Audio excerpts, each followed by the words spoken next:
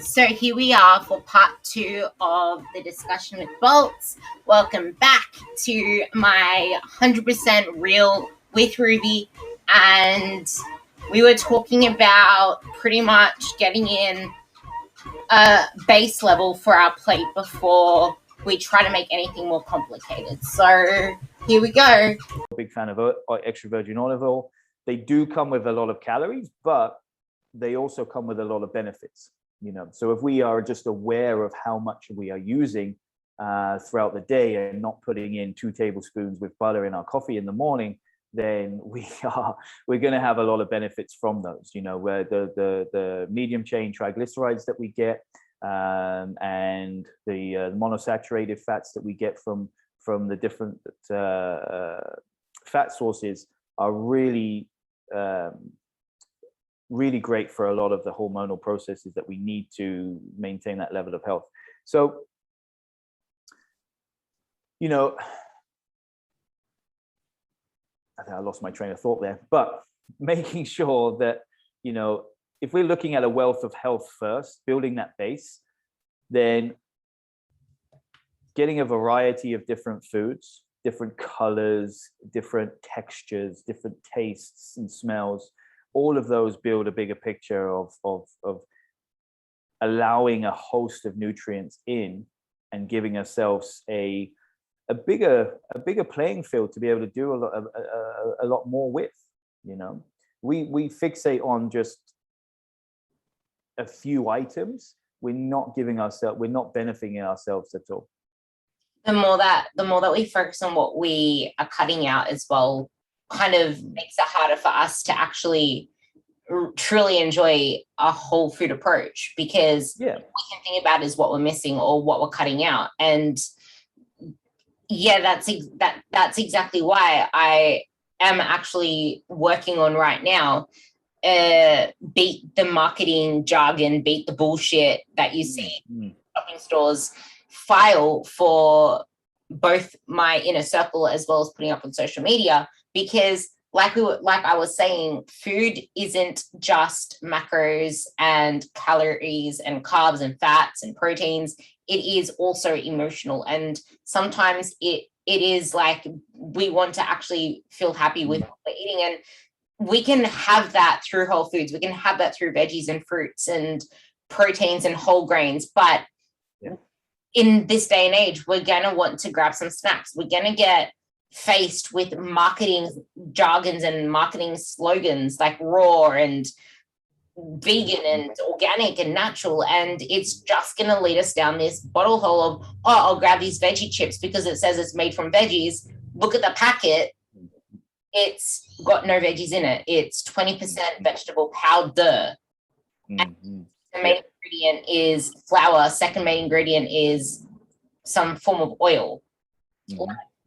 That is one of the biggest things that we have an issue with, and that's why I'm bringing out this whole file that I'm going to start spreading across my socials. But the thing is, you need to be aware of this stuff, and you need to actually look at the labels, not just at the nutritional panel, but also at the ingredients, because it will say there is no added sugar, but you need to be able to recognize sugar in its other forms and try and avoid fat in its other forms, because that can bring with it a lot of saturated fat, that can bring with it a lot of trans fats. And the biggest reason I'm an advocate of always dropping fats when it comes to grabbing packaged ingredients is because those usually come with the highest calories. And a lot of people want to be able to eat more if they are a female. So I would always say, be very wary of the fat content in your packaged ingredients, because I don't like getting fat from that stuff. Like we were saying, we want to get it from actual wholesome sources that bring us the variety of health, because fat should be seen mainly as bringing us that health. And yes, there is that enjoyment too, but you need to realize that every gram of fat brings with it 9 calories. Like, as long as you're aware of that, then you're able to actually make adjustments within your meal plan to accommodate for whatever junk food it is that may have higher fats, like your dark chocolates, like your nut butters, like most people have nut butters in their plans anyway, but you know what I'm trying to say. Yeah. So I guess this is where you need to recognize that make most of your foods whole foods, plant-based, because not only is that going to benefit your gut, when we're talking about carbs and starchy carbs, like Bolt said, that's going to feed the good bacteria.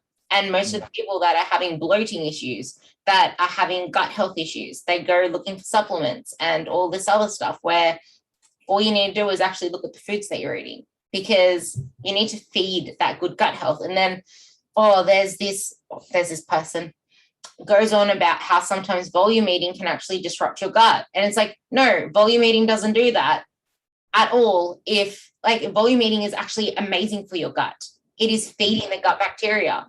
If you're being ridiculous and eating all this stupid sugar alcohols and high fiber products, then yeah, you are disrupting your gut lining. And if you're going to say in the same sentence, sorry, I'm thinking about someone in particular and it's really frustrating.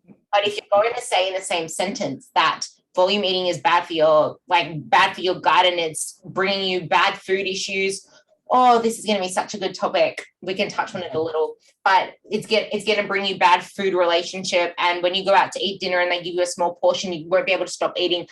No, because your body also regulates based on caloric density. So if you're having a 500, 600 calorie meal, that's the size of my freaking bum cheek versus the size of, I was going to say my hand, but my hand's too small. So just the size of two of my hands versus the size of, like a big salad bowl, you will still get satiated because it's probably got higher fats in it. It's going to actually chew your food more because you're in the presence of other people. But in the same sentence, this particular person then posted a photo of a Big Macca's feed. Yeah, okay, cool. So volume eating is going to ruin your gut and the Macca's feed isn't. You need to realize that processed foods, especially when eaten very regularly, disrupt the gut lining. Emulsifiers disrupt the gut lining, and that is found in a lot of packaged foods. If you're having it occasionally, that is fine, because if you're giving yourself all the nutrients you need, you're actually repairing the gut in the process, and you're still giving your body what it needs. And if this is actually something else we can go into as well as that part I just mentioned, but if you're giving your gut not only the nutrients, but I guess your taste buds as well, you will eventually be able to enjoy those foods a lot more and not feel so deprived, because you'll realize, yes, I can fit this in. I just don't need to have a lot of it all of the time. Maybe we'll go into that whole, yes, there's that appetite thing as well. And it's not like how food volume can really actually help us in that sense as well, because it's not only going to keep us leaner for life, but it's giving us all of the nutrients to then replenish. Yeah. And I mean, if we're looking at, these pre-packaged, protein snacks and stuff, one, maybe we have to look at, why are we snacking? What is the snack bringing to us? Is it convenience? Is it, I'm hungry? Is it, Christ, we could list a whole host of reasons why somebody is grabbing a snack. Then we have to look at, all right, if it's hunger, what can we do with the other meals? Can we bulk them up? Are you getting enough of these nutrient dense foods to allow you to last for 3 to 5 hours before you're hungry again? Because if you're eating something that is not nutrient dense and you're hungry within another 2 hours, and you've not done any exercise, if you're just sat at your desk and you're hungry within 2 hours, then I would say that we need to look at bulking up the foods and giving you more nutrient dense food so that food lasts longer. Because if you're snacking after 2 hours of having breakfast, whatever your breakfast may be, probably a large Starbucks latte and a chocolate muffin, then we need to look at those nutritional strategies to help boost up the actual foods. But the other reason is convenience. So if it's convenience, what we do, and I know that you do a lot, is you're educating your clients on the importance of food and the value of food. So one, it's not just about the meals, but it's about preparation. So let's prepare our own snacks then at least we know what's in them, And by snacks, I don't mean you have to bake bars, protein bars. You can just make a smaller meal, protein-based meal. If you're looking at getting a snack that has 15 grams of protein per se, let's boil up 2 eggs, put a bit of spinach in there, some carrot sticks, whatever it may be, and you got yourself a nice whole food, snack. A couple of boiled eggs, some nuts, maybe if you want, more fats in there. It's all about preparation and planning, and have the mindset to win every day, to make every day successful, and not having these,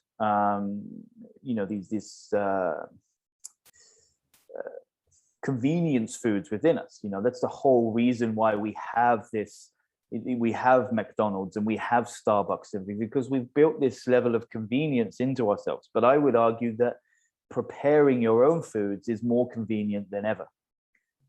It is exactly what you need. It's exactly what you want to eat, because we're making these snap decisions based on what is in front of us, and it may not be the best.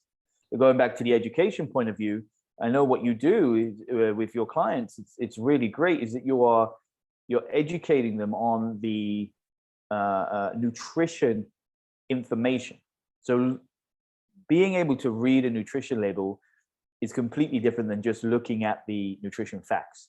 Like looking at the facts and going, 15 grams of protein, 12 grams of carbs.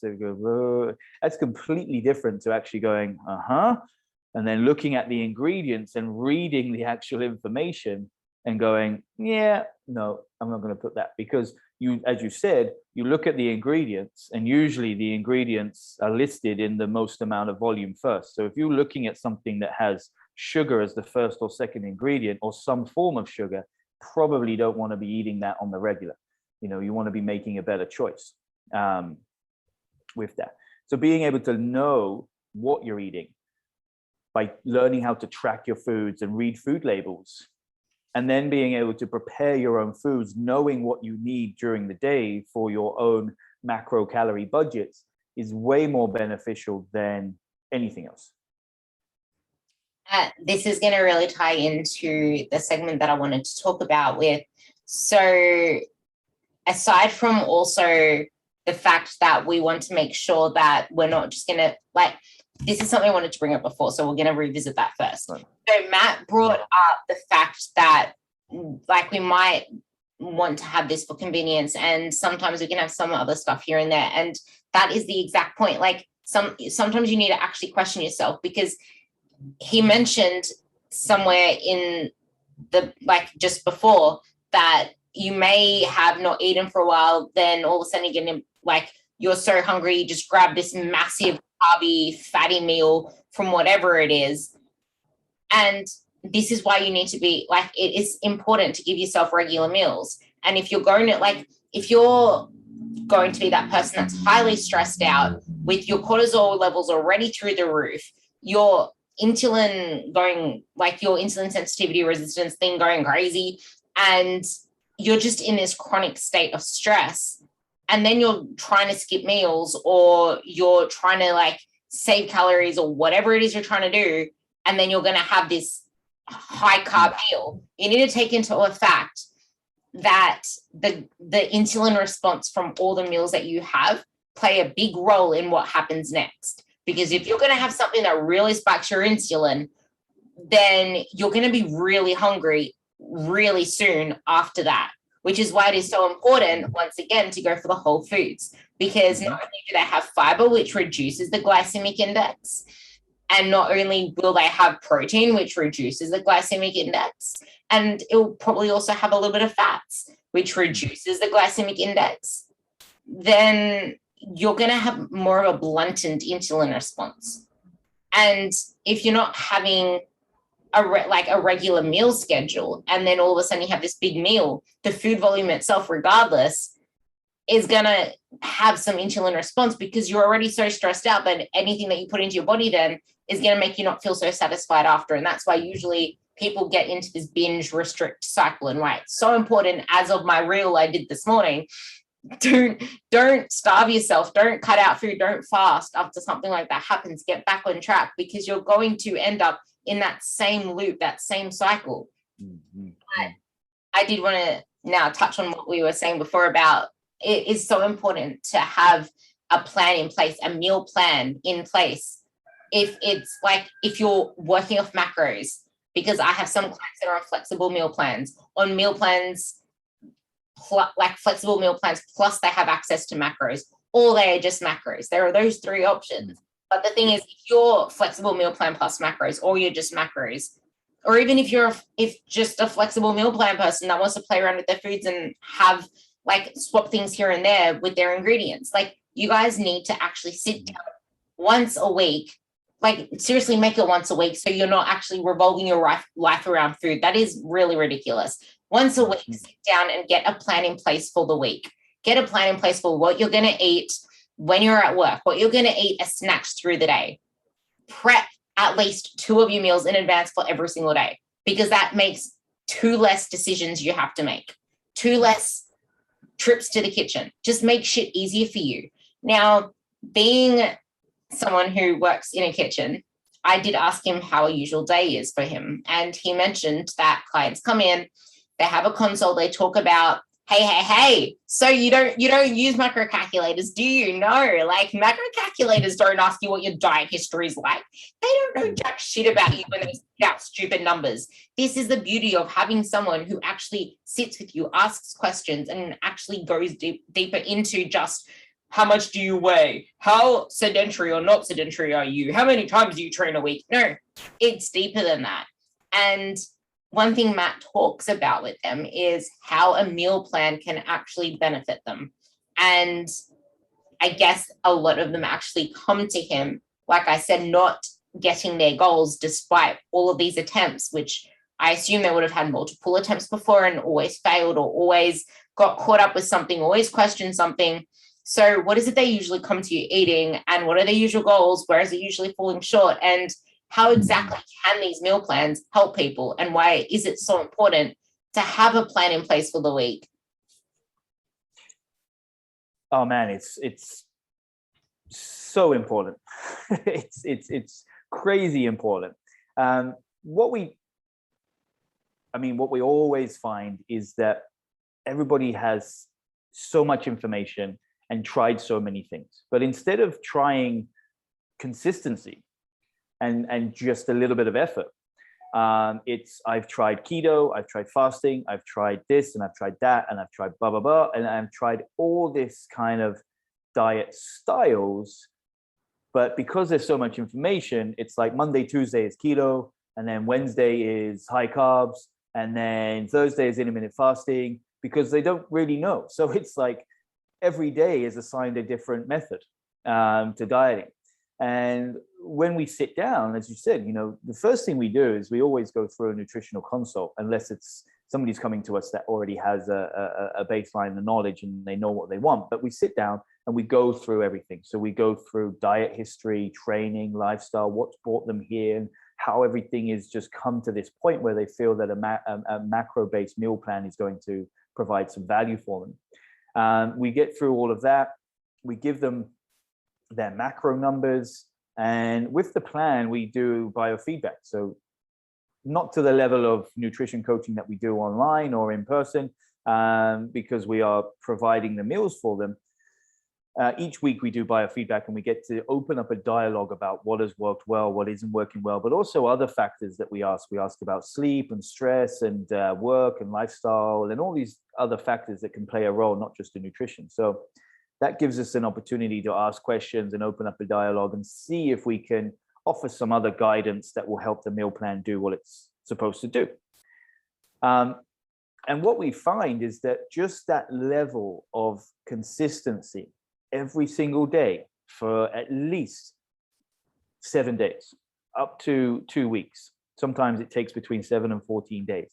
But that period of just straight consistency, getting exactly what they need 100% of the time, works 100% of the time, like regardless, without fail. Like, and we're inundated with crazy testimonials. Like, I was skeptical at first and I didn't really, but I trust you guys, and voila. Like, it's just, everybody's always like, I can't believe it's worked so well in such a quick time. And I think that when people try to do too many things at once or for too long, you can see changes very, very quickly. Sometimes, everybody's individual. Sometimes it takes a little bit longer. It is up to the consistency and how much effort and time they put in. We have had people that get all the meal plans, but still only about 60% compliant because they're out with friends and stuff. It's just the nature of the beast here. Being in Bali, it's quite a social place still. So, there is that. But the people that do just follow the meal plan 6 days a week, take into consideration our advice for their day off of the meal plan and following, the prescription, like getting an idea, really visualizing what meals they're having through the week so they can get an idea of their portion control when they go out on their own.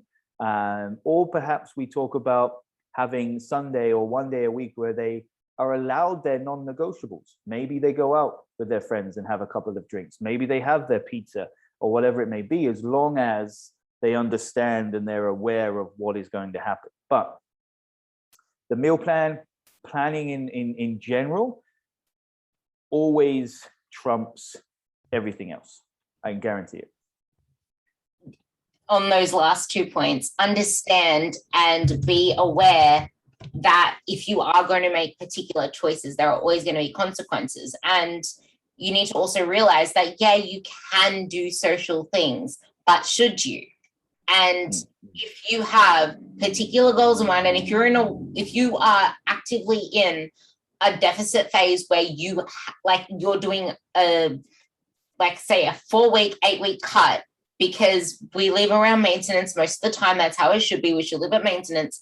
And if you are currently in a period where you are in a deficit dieting, then just get it over and done with. Like, you need to actually realize you should not be going out with your friends as often, or maybe go out with your friends, but actively make the choice to attack it in a certain way. Like, plan ahead. If you want to enjoy something, then you're going to have to make some sacrifices before that, which may, consequence, leave you more hungry because you're going to have more calorie dense meals. If you drink, well, hey, that's not going to fill you up whatsoever. You're going to be starving, but hey, it's a consequence for your choice. So you need to, I want to touch on the insurance policy of, have the insurance policy in place. Most of your food is whole foods. Most of your food is on plan. Most of the week is on plan.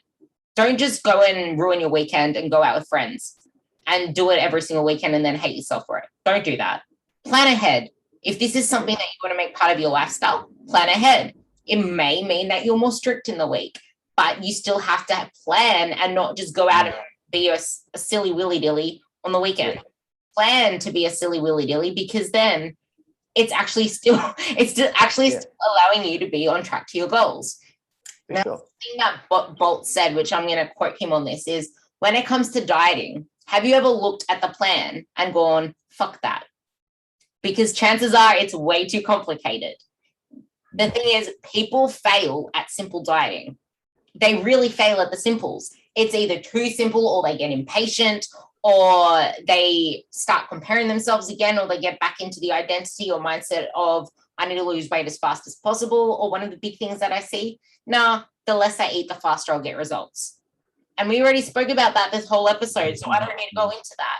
No, the less you eat, not the faster you'll get results. The faster you will actually crash and burn and then put all the weight back on again, plus more body fat. And that's something the biggest thing that both Bolts and I go on and on about is chew your food like an adult. Do monkeys chew their food? I'm pretty sure they do.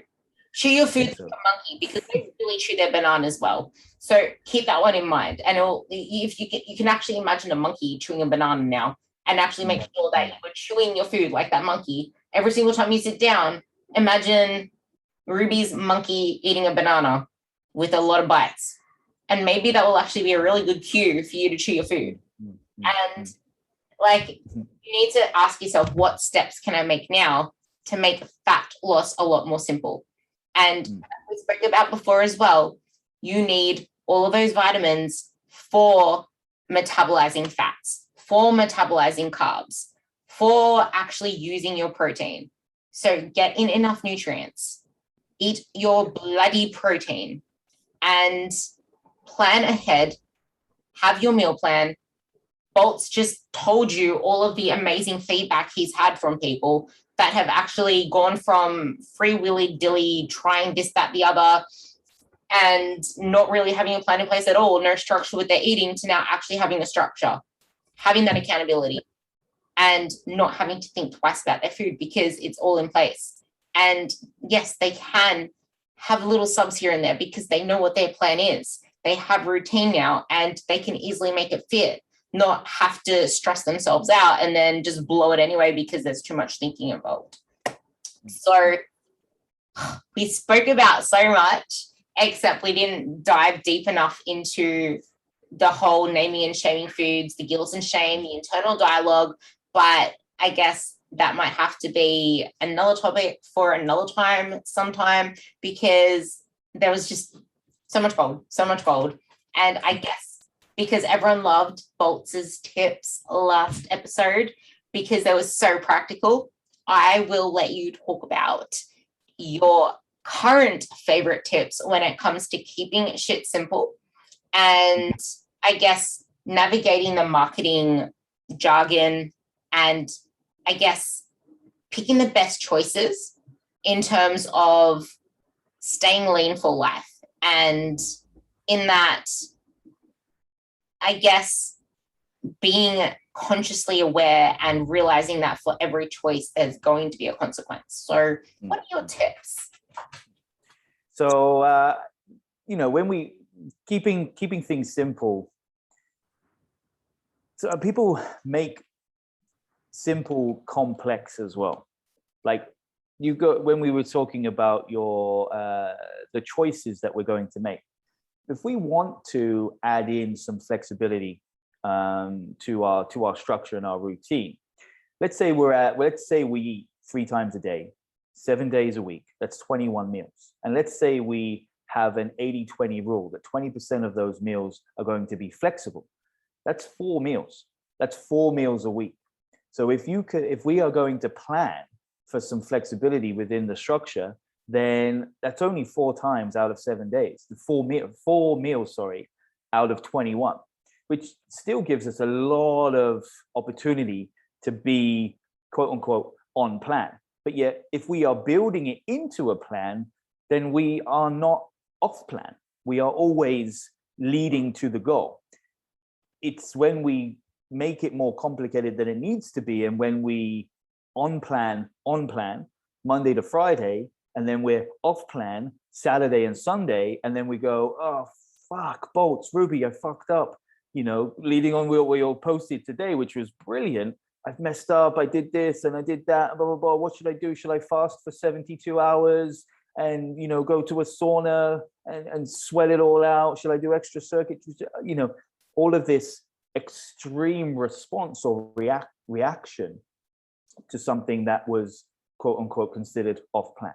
So I would say to keep things nice and simple all the way through is to write out your menu, write out a plan for the week. What do I want to eat this week? And we use the core 4 method. I kept it nice and simple for my clients and myself. It's 4 proteins, 4 fruits, 4 veggies, 4 whole grains, and 4 fats. So we just pick 4 of each for the weeks, and then you can mix and match as you go along.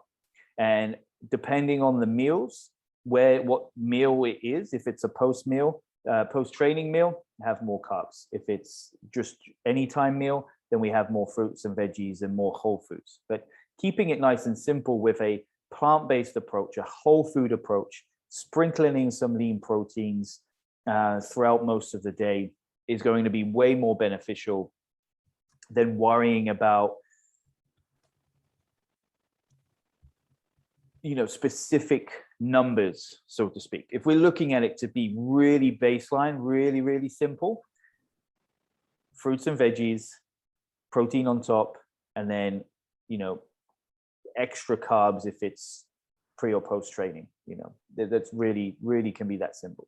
And we look at it, if we take simplicity with training and nutrition, and it goes hand in hand, we think about the big 4. Yeah, we think about squats, deadlifts, pulls, and presses. Those things are magic when it comes to training. So why don't we have a big four when it comes to nutrition? We stick to the big four. We stick to plant-based. It's going to sound weird when I say it, but plant-based base. Then we take our proteins. Then we take our whole food fats, and then we sprinkle in some carbs as and when we need.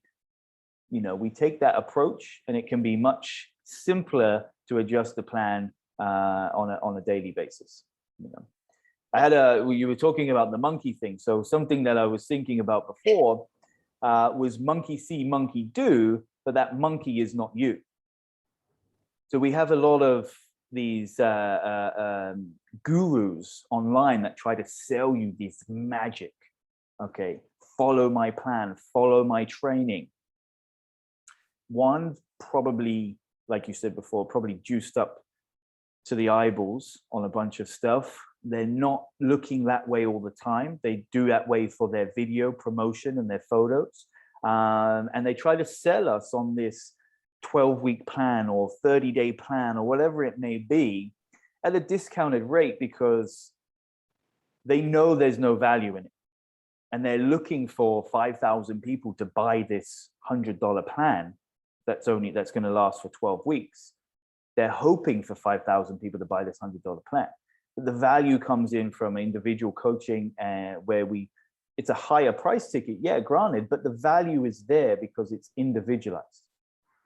So we see these things, monkey see, monkey do. We see it, we do it, but the monkey isn't you. We are individuals. What works for even just now, me and you, we work hard, we train hard, we have specific goals, but we have completely different responses to the food. Even if we train in a similar way, which I think we do conditioning and we do our strength training, but we're very, very different. And, my training partner is very, very different, similar size. We're both about 85 kilos, sorry, but he's also 2.5 foot taller than me. And he also does a lot more walking around because he still coaches group classes. So he does way more movement during the day than I do. So we have a different approach. So if we were to do the same nutrition, he would probably be under fueling, under recovery. And so we have to look at that individuality throughout that as well, and not buying into this marketing jargon that you can get results within 12 weeks if you follow this plan, or if you follow this eating, if you follow this training, if you just do what I did. That isn't going to work because you are not that person. See, I don't know whether it's because people think simple doesn't work or people are scared of simple or whatever it is, but simple somehow just doesn't get people. It's the stuff that promises results in days. And they would rather do something that's completely out of their ball, like their ball game, that calls for all this restriction than actually do something that's sustainable. Yeah. I don't freaking know why. It seems ridiculous from the surface, but that's what they rather do. And they'll repeat the same pattern of sabotaging, of yo-yoing, of getting stuck, of putting the weight back on, of saying, oh, I'm going to try this diet again because it worked before. Well, if it worked before, why are you back to where you were when you started? It's ridiculous. The thing is, every single monkey is a different there's no such thing as cloning. Well, there probably is such thing as cloning these days, but not every monkey the same. And you don't see what's behind smoke and mirrors. And it hasn't been until recently that I started posting my training again on my page. And all of a sudden, everyone's wanting to see my training, and they didn't realize the way that I trained before. And it's like, a certain way, they probably would, like, if I wanted to sell a product and say, this is what I did to get this, and people want to look like me, then they'll buy it for however much it costs because I want to look like me. It's ridiculous because it's like, you're not actually seeing what that person is doing behind the scenes. I could pretend that I'm doing something to sell something, but I'm not. And you need to stop falling for that shit. And you need to, like, I want to sum it up, just condensing everything that Bolt's just said into a feasible way to apply it to numbers to address you, because That's the thing with the foundation. There's the core. There's the plant-based base, which I would just say is plant-based. I liked it. The plant-based base. That's the thing. Like, look at it as there's the base. You want the base to be plant-based, and then you want to add on your proteins and all that other stuff. And then as soon as you've got that, as soon as you actually have your ingredients listed down, then you start to apply the numbers to it from your meal plan. If you have that meal plan there, maybe you might say there's 100 grams lean protein somewhere, and then 100 grams like lean steak somewhere, and you know that the lean protein will be something that's like fish, something that's like chicken breast, turkey breast, egg whites, and you can try and equal up the protein amounts, because 100 grams of egg whites does not equal 100 grams of chicken. You need to actually do double the egg whites. So if you want to actually play around with it to that extent, open up Calorie King, open up MyFitnessPal, find a good entry and compare it. But the thing is, you have that plant-based base, protein, if there's fats in the meal, fats, if there's carbs in the meal, carbs, and then you just need to assign the right amounts to what it is that is within your meal plan. It sounds complex, but it's not when it's on paper. This is why you need to not just start off at rung number 10. You want to start off at the bottom rung, which may be just shifting your lifestyle into a meal plan, because meal plans do work. Meal plans are amazing for most people, especially at start, because you don't want to think about all this other stuff and you don't want to go tracking your macros all the time. But getting a meal plan that is made for you close to your already intake, because you don't want to change things too much. So that I'm also introducing a nutrition hierarchy. So I'm running through it now just because I like what I'm introducing. So that's level 1. And then level 2 is slowly morphing it to better choices. Like, maybe we can have like 1 alcoholic drink a day, and then eventually moving it towards 2 or 3 a week as ideal. And maybe it might be, okay, we'll go with skim milk for now, or we'll go with just a small amount of full fat milk for now, and then we'll eventually bring it down into a smaller amount of skim milk or a smaller amount of almond milk or whatever it is. I'm just thinking of random examples, but stuff like that, just to make it kind of suit your lifestyle. And maybe it might be not eating much in the morning and just giving you a little snack because you're not used to eating in the morning just yet. Or you don't want to eat in the morning, you just want to have a coffee. So we just do the coffee in the morning, but then eventually building into actually having more regular meals throughout the day, so that you're not having this negative relationship with food where it's just eat all the things at night because you didn't eat enough during the day. And then we gradually build it into, like I said, a more idealized meal plan for you to get to your goals, and then bring in more flexibility within that plan, and then more flexibility. And then actually teach you how to swap things out yourself, instead of just telling you, you can swap this out, you can swap that out. Whereas at first, it's probably a really good idea to go with that, because you don't have to overthink things, and you'll learn what gets swapped for what. And now you can start to do it on your own. And then if you want, you can actually start to recreate whole meals versus just ingredients. And if you want to actually get super advanced and be actually bullet enough to track your foods and create your own meal plans, you can go to the full macros. But start from the bottom up. Did I miss anything? No, I don't think so. You got it all. Yeah. Sweet. Thank you for coming on. I will put all of Bolt's info in the bottom again, and I highly recommend you actually check out his latest posts that he's been putting up on the benefits of carbs, the benefits of proteins, and the benefits of proteins, and why protein is so amazing, and just like why protein is so amazing. I just had to reiterate that, because it's the thing that most people come to us under eating, and the biggest reason why people don't get results. So thank you for coming on, and thank you for listening to this episode. If you have any other questions you want to ask, if you liked any tidbits, message either of us. And if you liked what Bolt had to say, share it, share this episode, tag him, tag me, and see you on the next episode. Thank you for having me, guys.